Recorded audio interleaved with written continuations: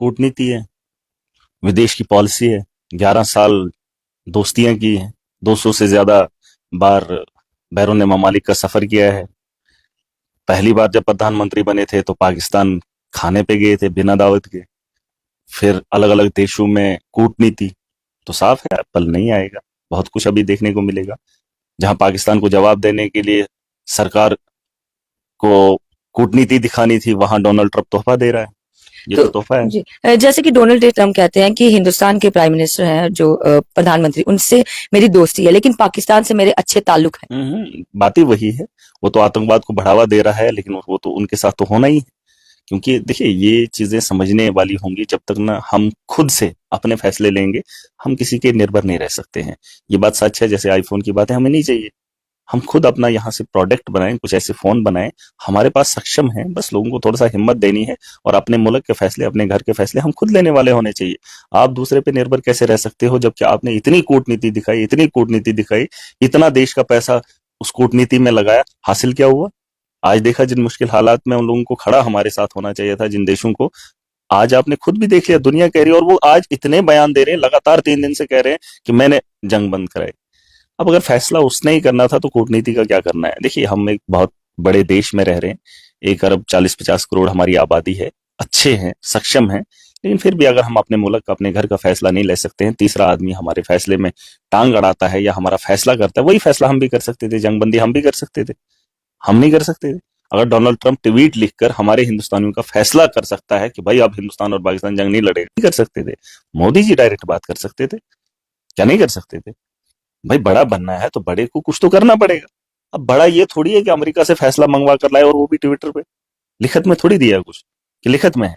वो समझौते हुए फलाने हुए फलाने हुए, वो तो लिखत में है, वो तो ऑन रिकॉर्ड है। अब ट्विटर पे क्या ही रिकॉर्ड है? मतलब 4 लाइनें लिखना हमारे लोगों का मुस्तकबिल तय होगा। यही चीज समझनी है कि देश के लोग बड़े कहते थे कि मोदी जी एक बहुत बड़े विशाल प्रधानमंत्री हैं, कूटनीति है उनके पास। क्या है फॉरेन पॉलिसी? यही कि अब जो फोन है वो भी बंद हो जाएंगे। अभी बहुत कुछ होगा। पाकिस्तान का याराना हमारी दोस्ती से कम बढ़ गया हमारे प्रधानमंत्री जी की।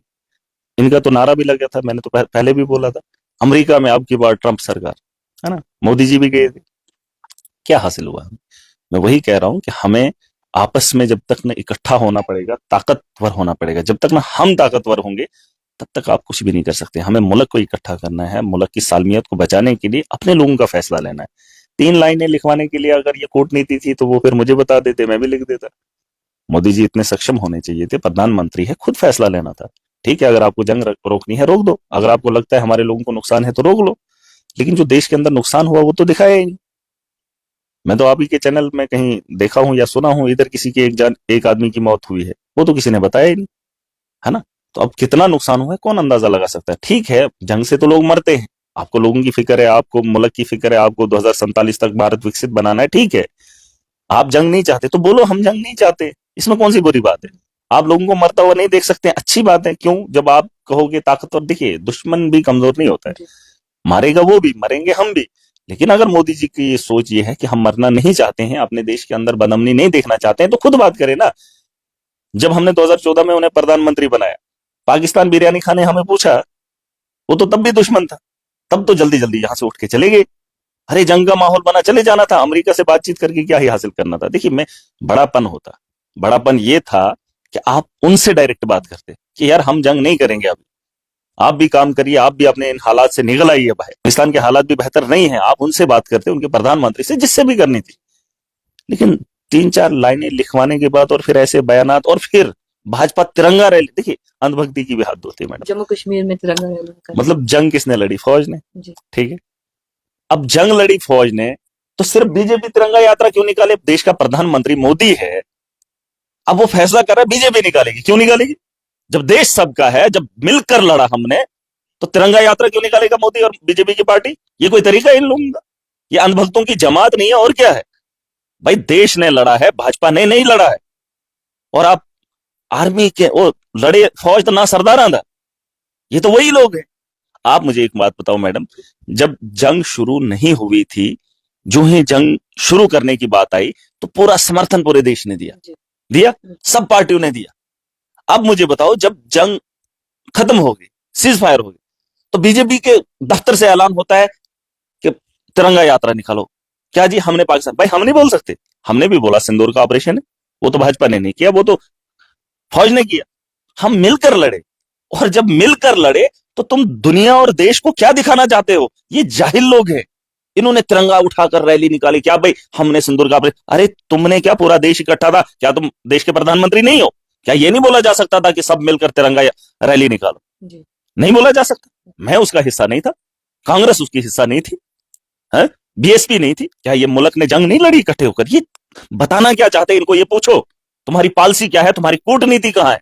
और तुम ये तरीका अपनाओगे, फिर आपके लोग उठाएंगे झंडा और बोलेंगे हमने देश को आजाद कराया है। ये कुछ नहीं करेंगे, इनके पास कोई भी पॉलिसी नहीं, कोई भी पॉलिसी है। आपको क्या लगता है सीज फायर का जब ऐलान हुआ उसके 2 ही घंटे के बाद उसका उल्लंघन भी हुआ था, सीज फायर हुआ था? हाँ, तो उल्लंघन का क्रेडिट भाजपा थोड़ी लेगी, वो तो मुल्क पे थोपेंगे, जो हमारे लोगों को नुकसान हुआ वो तो मुल्क पे थोपेंगे, तब अपनी कमजोरियां नहीं मानेंगे। जब आतंकवादी अंदर आता है तो बीजेपी की गलती नहीं है, वो पाकिस्तान की है, लेकिन जब फौज जंग लड़ती है तो वो फायदा क्रेडिट बीजेपी को। जब लोग मरते हैं तो कुछ नहीं हुआ, जब लोग मरते हैं तो कुछ भी नहीं, बीजेपी नहीं, हमारे देश का नागरिक मरा। जब कोई सफलता हो जाती है तो बीजेपी ने किया, ये करते, ये बीजेपी ने किया। नहीं, मुझे बताओ, जो लोग मरे तो वो बीजेपी के माथे पे नहीं चढ़ेंगे? उन्हीं की सरकार।